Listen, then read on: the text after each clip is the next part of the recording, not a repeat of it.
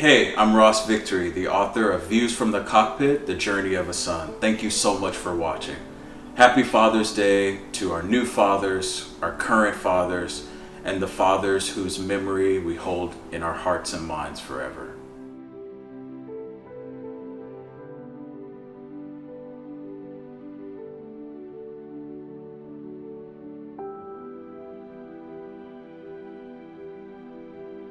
Before I read chapter 1, Low Visibility, I want to talk to you a little bit about the title and what inspired it. Views from the Cockpit is a metaphor for perspective. If you think of your life as a journey, as a plane flight at 35,000 feet and the things you experience in the air, be it turbulence, clear skies, nosediving, and just the joy of flying, I wanted to make parallels between our journeys and plane flights. So that's one part of the title. The second part are memories that I shared with my father. We used to go plane watching every Sunday at LAX and wonder how these huge, enormous birds hit their mark every time. And so between parallels for our lives and personal memories that I've had, this kind of developed into Views from the Cockpit. This is a reading of Views from the Cockpit, The Journey of a Son, a memoir by Ross Victory. This book is dedicated to my beloved father, the General, a man who was larger than life, someone who ignited my imagination, a man who was not afraid to live out loud and chase the convictions of his heart. This book is also for pilots around the world who allow curious little kids into their cockpit to savor the view. Chapter 1, Low Visibility. Dry diarrhea and urine were splotched across the carpet of the bedroom floor. Sections of bed sheets were stained in indistinguishable yellow marks and unknown fluids. The final stages of his disease were in full bloom. Bowls of half-eaten split-pea soup, days-old cream of wheat, and withered apple cores lay abandoned throughout the room. A crusty, half-full portable urinal with traces of blood crowded his side table. The room was stale and reeked of body odors. This is how I found him, in a crime scene of filth and neglect. He had been living for nearly 6 months in a home nestled in the hills of Northern California. He rented 2 rooms in the home of an Iranian used car salesman. Serene views of San Francisco Bay illuminated the backyard patio every night. The home was encircled in blooming shrub roses in shades of yellows and ruby reds, with an overgrown tomato garden along the property border. A giant oak tree and 3 dusty used cars greeted visitors as they approached the large double doors. The double doors unveiled a living room with a cream-colored chase lounge and matching love seat. Oversized Persian paintings leaned graciously against the whitewashed walls. A tangerine sunset sparkled off the bay and beamed through the paned glass doors of the lavish, unused living room. The smell of Persian spices and beef kebab filled the home. Mysterious gray soup bubbled in the kitchen next to large bags of rice, plates of Chinese pan-fried pancakes, and frozen bags of what appeared to be thawing chunks of flesh-colored meat. I walked down the narrow, dimly lit hallway that connected his room to the living room and bathroom. Shoes and blankets tumbled peacefully in the dryer. A ray of light flickered from underneath the bathroom door. "Dad?" "Ross," he said. "Give me a moment. Don't come in here." I crept closer. I stepped on a squeaky hardwood floorboard. Do not come in here. His tone was much stronger now and more aggressive. He and V bickered in broken English and Mandarin.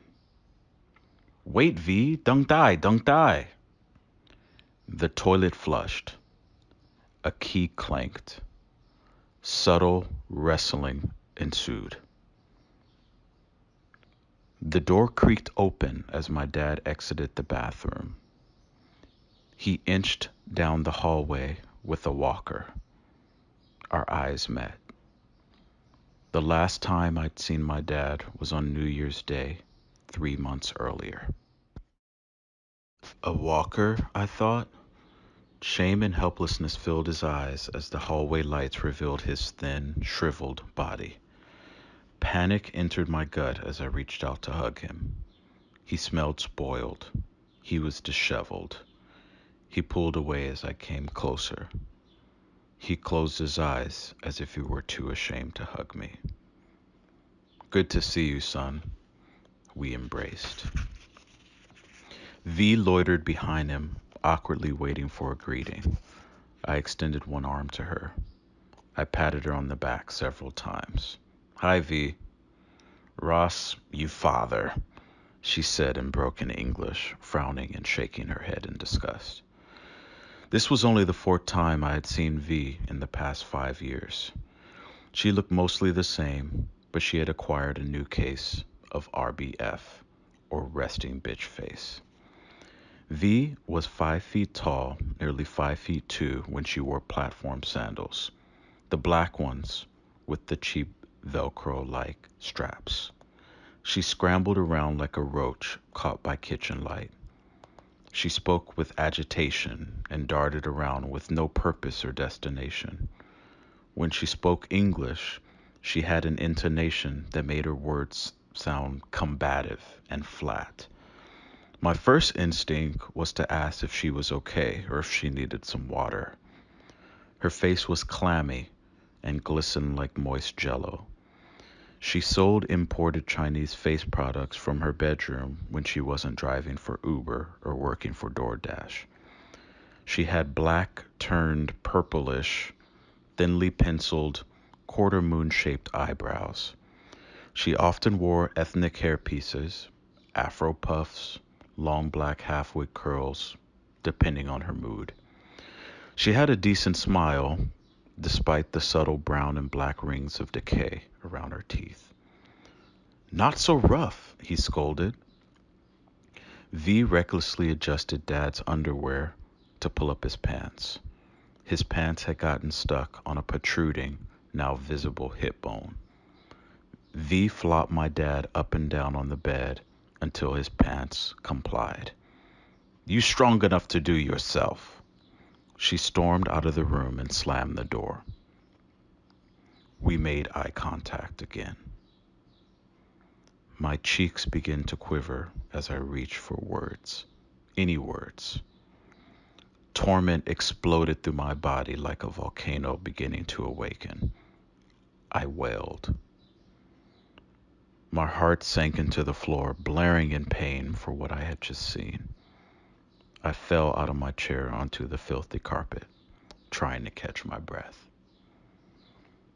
Don't cry, he was barely able to utter until his heart shattered and met mine on the floor. We sobbed together, father and son. My dad had relocated to the Bay Area.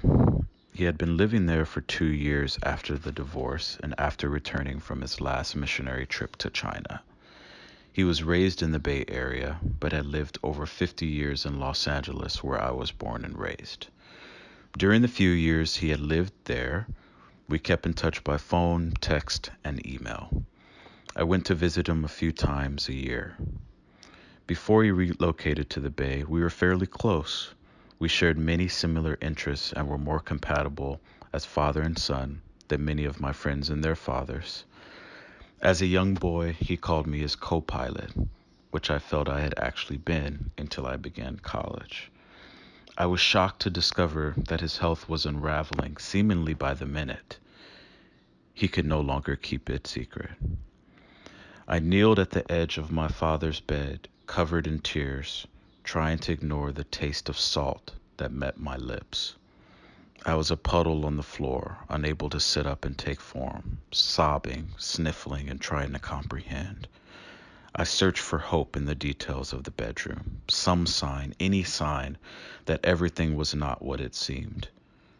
I tried not to make eye contact with my father, who appeared to be dying. I felt helpless. Let it out, son. Let it out. This is Dad now. He paused. Man, these radiation treatments are something else, he continued. Why is she being so rough with you? I looked into his eyes. Is V hitting you, Dad? He smacked his lips with annoyance. We sat in silence. His skeletal hands rested calmly on his lap. He stared at the ceiling, searching for a response like he had been caught. You need to tell me if she's hitting you. Extreme anger began to fill my body as I contemplated V striking my elderly father. My stance widened. My face snarled like I had been taunted. His wife, who was only 37 years old, 7 years older than me at the time, was allowing him to live like this. We could hear V speaking on the phone through the wall. My dad banged on the wall with his cane to signal her to be quiet. Anjing, be quiet. He rolled his eyes in disgust. She was a mistake. Dad, your carpet. Why haven't your sheets been washed? Why haven't you changed your clothes? I began to take inventory of everything in the room. Lift up this pillow. He could not conjure up the strength to lift his upper body. I go on Tuesdays and Thursdays for radiation, for back pain. Can you take me tomorrow? Of course. Who normally takes you? I asked. Sometimes V drops me off or I Uber. I sat in disbelief. Uber? Dad, what is going on? I demanded again and again with no full answer. I was frozen, shell-shocked, sinking in fathomless thought. My first urge was to choke V for allowing my father to live like a sick dog. I wanted to hold my fingertips deep in her larynx as her eyes bulged from their sockets and fogged over with my breath, calmly watching her gasp, struggling and begging for mercy. Words would not suffice as I attempted to piece together what was happening. I quickly aborted this expanding demonic fantasy.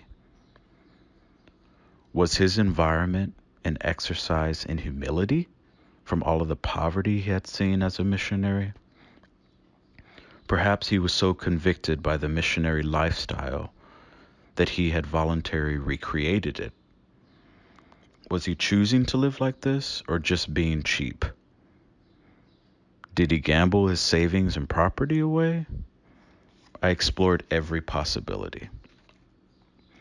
My dad's net worth hovered under just $1 million at the time. He had had a long, stable career in law enforcement, devoted his life to rehabilitating prisoners, and had mentored young men who had lost their way and had been labeled felons and delinquents of society. Many people across the world referred to him as Dad. He was someone who I admired despite his flaws. We contemplated life and intellectualized everything together. Why wouldn't we? He was my dad, and a good one. Surely he was worth more than a disgusting room in a used car salesman's home. He had owned multiple homes and invested throughout his life. He inherited a church property from my grandma that had been in the family for almost 70 years. He was a man consumed by wanderlust. He had traveled hundreds of thousands of miles around the world with a servant's heart. He inspired others to serve, or at least write big checks to people who desired to serve. Something didn't make sense. We sat in silence. I stared at him. You know, Ross, sometimes I wonder whether God forgot about me. He paused. You don't have to say anything, he cautioned. He softly sipped his water, gazing at the hypnotic blades of the ceiling fan. Several moments went by. I did not respond. I could not respond to that statement. If this room was any indication, yes, God had surely forgotten about my dad, who thought of himself as a soldier and a servant. God had forgotten about someone who sacrificed so much in pursuit of godly favor. But this is far from the case. God, by way of organized religion, is part of this story, but the condition of his bedroom was not a result of godly abandonment. Abuse and greed had quietly latched into my father like a freshwater leech. The discovery of this was quickly becoming my wrong to right. I was being called to stand up for my dad in a remarkable way. You didn't answer, Dad. Is V hitting you or not? My fist clenched again. No. V stormed back into the room. The door banged against the wall. My fist unclenched.